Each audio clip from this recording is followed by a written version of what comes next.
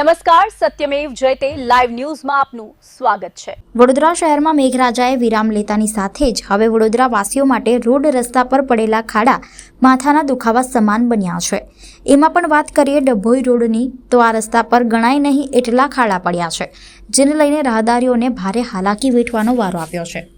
વડોદરા શહેરમાં મેઘરાજાએ વિરામ લેતા લોકોએ હાશકારો અનુભવી રહ્યા છે, તો તેની સાથે વડોદરા મહાનગરપાલિકા તંત્રના પાપે થયેલા રોડ રસ્તાની બિસ્માર હાલતને લઈને હવે રાહદારીઓને ભારે હાલાકી વેઠવાનો વારો આવી રહ્યો છે।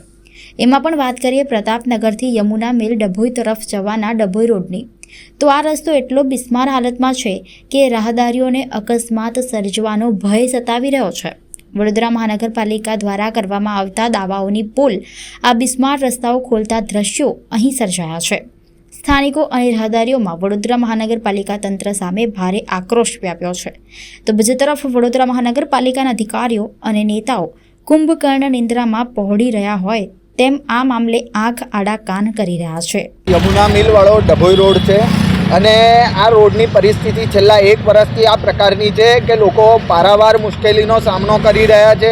અહીંથી આવનાર જનાર તમામ નાગરિકોને એટલી બધી અગવડ પડી રહી છે કે એમના આ કમરના મણકા બધા હલી ગયા છે, ઇન્જરીઓ થઈ રહી છે, લોકોને અકસ્માત થઈ રહ્યા છે એવી પરિસ્થિતિ છે।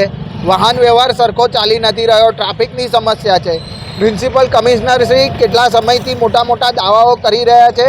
ક્યાંક ને ક્યાંક આ પરિસ્થિતિને નિવારવા માટે એમણે પગલાં ભરવા જોઈએ, જવાબદાર અધિકારીઓ પર એમણે કોઈ દંડાત્મક કાર્યવાહી કરવી જોઈએ।